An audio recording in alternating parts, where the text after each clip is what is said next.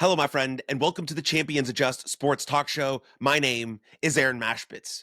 Recently, I heard Randy Orton talk about some very personal things that I think relate to all professional athletes and really all people living in the world in general. And for those of you who don't know, Randy Orton is an absolute legend in WWE. He is one of the greatest WWE superstars of all time, has done it all when it comes to WWE, and still has these feelings. What Randy Orton was talking about was coming off of injury and not knowing if he could do the job anymore, having doubt, having depression, having anxiety, his mind racing. He couldn't fall asleep. He had to get on antidepressants. Now he's 2 years off of those antidepressants. But just talking very, very personally about what he dealt with when it comes to being a sports entertainer. And everyone is a sports entertainer if they do a sport where fans watch, which is every sport on the planet. So all athletes are sports entertainers, whether it's at the high school level, the college level, or the pro level. Of course, as you increase in levels, the scrutiny, the pressure, and the eyes increase, but we're all really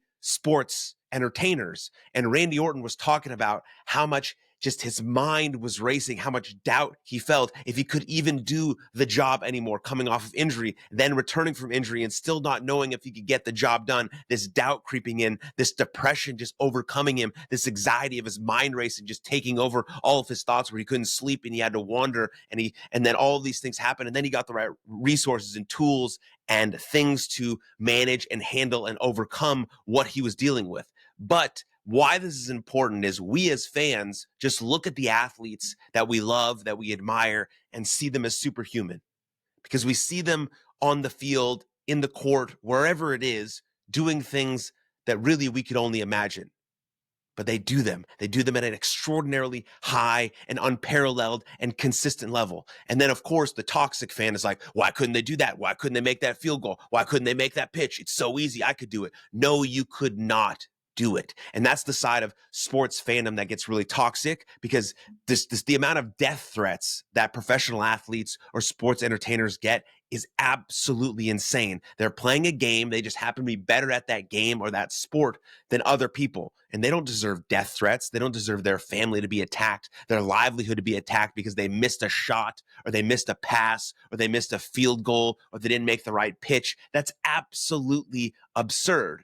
And so we treat these people that we see on the field, the court, wherever it is, like superhuman, like they're immune to any sort of real human emotion. And then you have someone like Randy Orton or Kevin Love or Simone Biles or any of the numerous athletes who have shared their stories about their mental health struggles. Then it gets put into perspective immediately. Oh shit, these are real humans. Or when Freddie Freeman of the Los Angeles Dodgers talks about how his young kid is sick, and we don't know if that kid is going to make it. We don't know what he's dealing with. The doctors don't know, like, will he survive? Like, they go through the same human stuff that we all go through, yet we view them as these robots that we can just treat so poorly, and then it gets slapped in the face that they are real humans. Yes, of course, you have to be obsessed.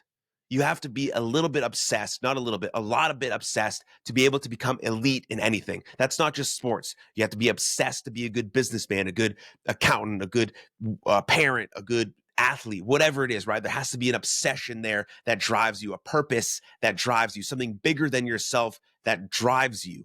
But because of that, a lot of athletes, especially, foreclose on other parts of their identity. Now, with new things about psychology and mental performance and mental health, we're teaching young athletes to not do that, that their identity isn't solely wrapped up in what they do. They're not just a baseball player. Yes, being a baseball player, a football player, or a soccer player is part of them, but who they are, their identity, is their repeated beingness. Now, what that means is, who are they being on a consistent basis, which means what values are they displaying on a consistent basis? Honesty, kindness, resilience, hard work, determination, zest, competitiveness. Those are who I really am, because most athletes struggle when they get injured, because they don't know if they'll be able to come back like Randy Orton, or they don't know what they'll do. They don't know what their life will look like if they can't ever do this thing again, because this is the only thing that they know, and this is all that their identity is wrapped up in. If you listen to Dr. Michael Gervais talk, he's a sports psychologist. He talks about this very extensively with his work with the Seattle Seahawks. You want to build something of an identity around who you are, not what you do, around your repeated beingness. And this, as we know happens to athletes when they retire.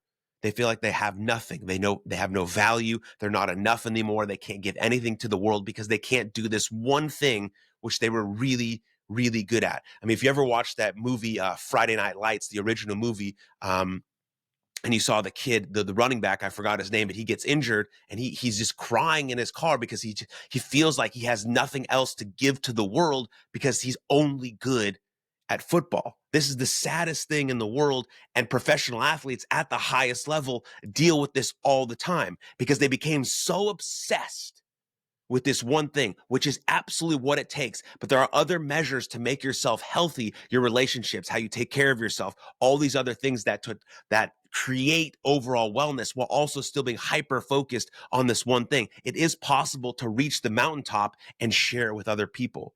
What we always thought was that we can only reach the mountaintop by stepping and kicking people off down the line. No, we can bring people up with us. Also, we don't have to foreclose on our identity. We can be the best baseball player we can possibly be, the best football player we can possibly be, the best athlete we can possibly be, while also understanding who we are outside of that I'm still a husband, I'm still a father, I'm still a friend, I'm still all these other beautiful things. So yes, if this one thing happens to go away, which every athlete, even if you're the greatest athlete in the world ever, for example, Tom Brady, and you play your sport for 20 plus years, at some point it will come to an end. And Tom Brady has had to come to realize the mistakes he made along the way. Were the sacrifices worth it? His marriage, his children. Now he's trying to regroup that. He's trying to find a different identity as an actual present father. Now, there are always going to be sacrifices. There's always going to be costs you have to pay. There's always going to be a price you have to pay for the goals you want to achieve. And those are questions you have to ask yourself.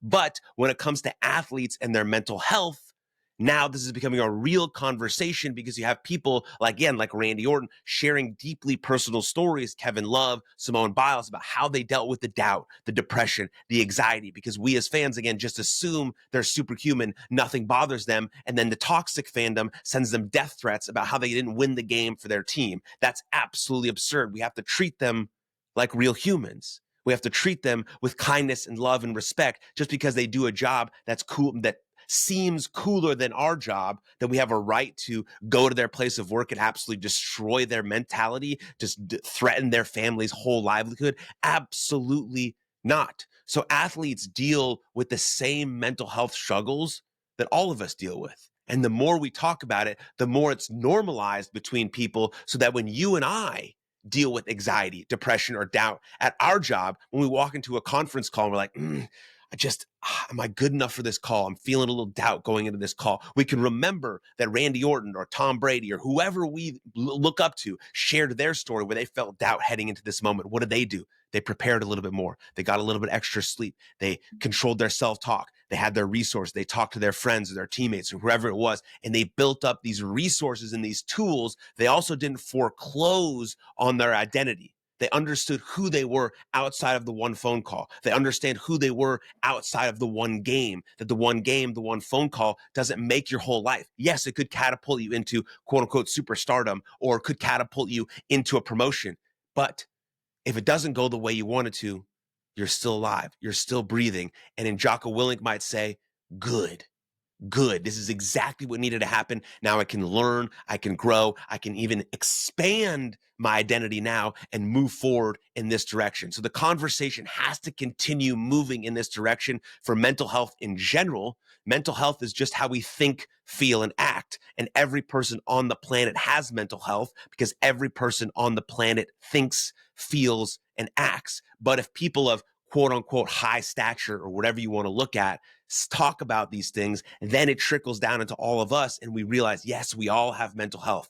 Everyone deals with it, no matter how much money you have, no matter what color you are, no matter what profession you do, no matter what you do on this planet, mental health does not discriminate. And when more people discuss their struggles, but more importantly, more people discuss how they overcame it, the tools, the resources, the mental health action they took to overcome, to build, to grow, and to become this better version, newer version, more authentic version of themselves is really where the truth and the power lies. Yes, we want to be open and honest about our struggles and our vulnerability, but the next thread to that is the action we took, because it's awareness, acceptance, action. And action is going to be the most important step. And Randy Orton and Kevin Love and all these people move the needle forward, yes, by speaking openly and honestly about their struggles, so we as fans of them can see their humanness, can connect to them on a common humanity level. It makes us love them even more.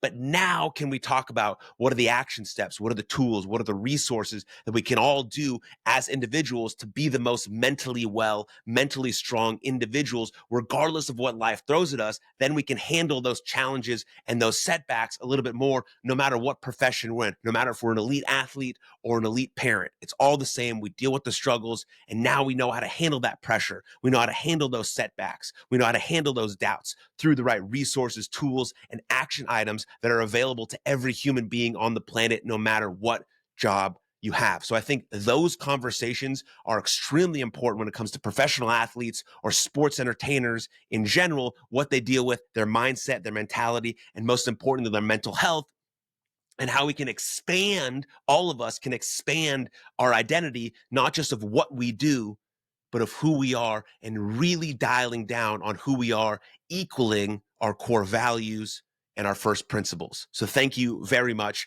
Comment down below what you think about what I just said. I'd love to hear your opinion on any of that. Then like the video, subscribe to the channel, and I'll see you guys next time. Lots of love. Cheers.